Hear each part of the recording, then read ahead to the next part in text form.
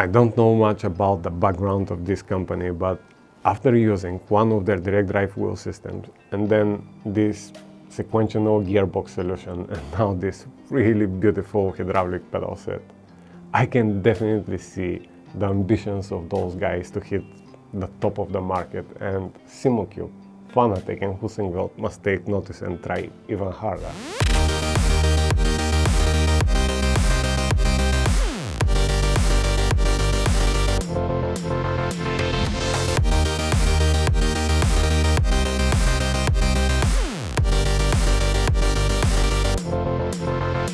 Let's see what we've got with this pedal set package. They come with their own plate with few different solutions of mounting. We can adjust the distance between each pedal and also mount the auxiliary pump horizontally or vertically. The horizontal solution is more beautiful in my opinion, but if you plan to change frequently the springs for different reasons, the vertical solution will be a much better choice. Let's start with the load cell throttle pedal. The plate have amazing finish, very comfortable and provide grip at the same time. Adjustable in height too.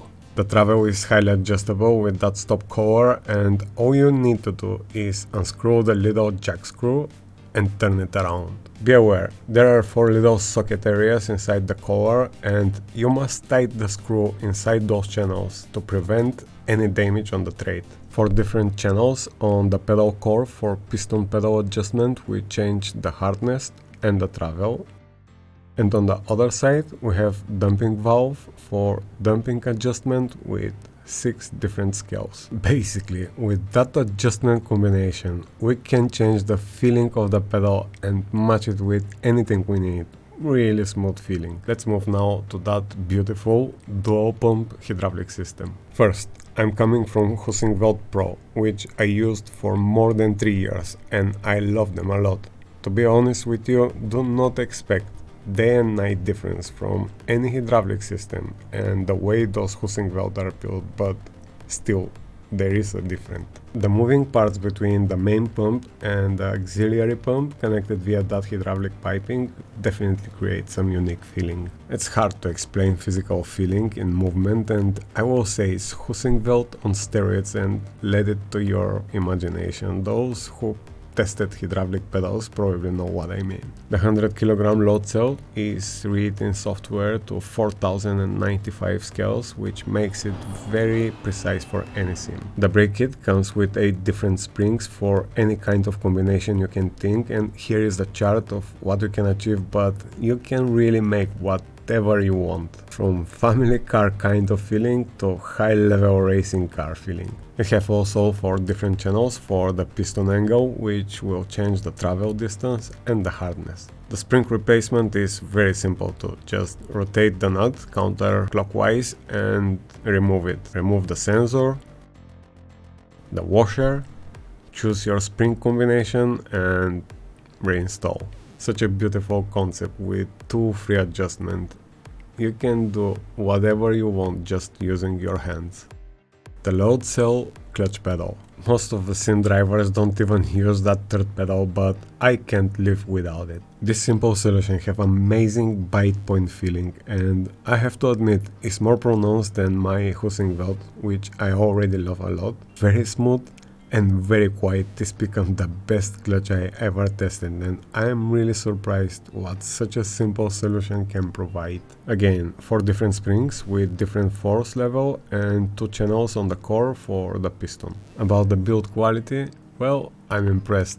Again, the CNC machining is just beautiful. Every part really screams quality. I'm trying to recreate that feeling I've got when I opened that box the first time, but I don't know if that is even possible. After 4 weeks of abuse, they remain very quiet in use and problem free. Now, for those who are after high-end pedals, let me give you my opinion. Hydraulic pedals are awesome in feeling, but you have to be aware there are also more different moving parts involved, which means more chances for mechanical failure. Of course, this will keep for many years, but still, in simple Heusinkveld-like solution, there is nothing to fail. Second, those pedals are not adjustable in angle position, which is okay for most of the users with proper sim racing rigs which have that adjustability. and it's highly recommended to use proper rig for those high-end equipment anyway. But if you have built your own rig, take this in count. If you are aware of those two things and you want that step closer feeling to reality, well, this honestly is absolutely awesome product and will replace my Heusinkveld, which I already loved a lot. I personally want to see one minor improvement which this product definitely deserves, and that is better cable management. The brake load cell have protected cable, but the other two cells feels weak, and I strongly suggest to zip tie both of those. Plug each pedal in the pedal controller, plug the USB to your computer, download the Simagic control center and calibrate each pedal. The program is really intuitive.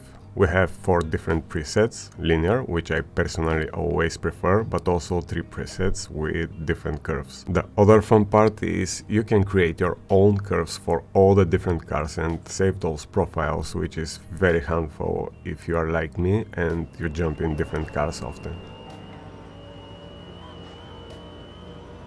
High-end sim racing pedals are the most suggested upgrade in sim racing, but you have to be aware. This is an entirely new world with big learning curve, and 99% of the drivers who dive in this upgrade experience some decrease in their performance, and that beautiful excitement quickly transforms to huge disappointment. Just be aware and remember that is absolutely normal, and there is big reason for that. This is a world with much greater forces and entirely different body/brain brake operation, which need time to adjust and polish those movements to perfection. Just remember, that upgrade will pay off. I can guarantee it will give you much more control and precision, but it will take some time. And here I have some very important tips to how you can take the maximum from this upgrade. First, and probably the most important part, will be a proper, stable rig with close to zero flex. If your base pedal, seat and body flex, you will lose a lot of time in the intensive braking zones. I have dedicated video about this topic, and you will be surprised how much those little details have such a big impact in your lap time. Second, make sure you sit really tight in your bucket and try to eliminate any gap between your seat and your body.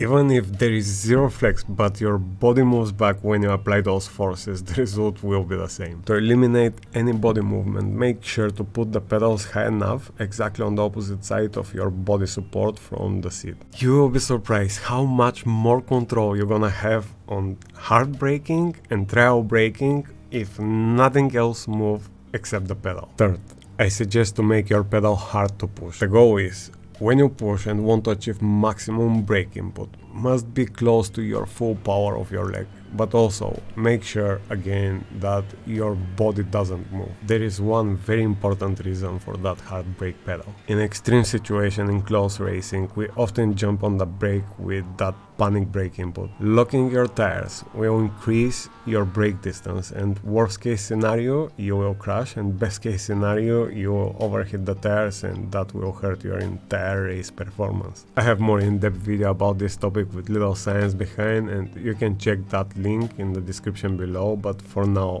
just be aware. Upgrading your pedals is not instant better driving performance, and most likely you will see your lap times all over the place for a week or two, and that is absolutely normal. Just trust me in this one and don't lose motivation. When you work hard on anything, it always pays off. See you in the next one.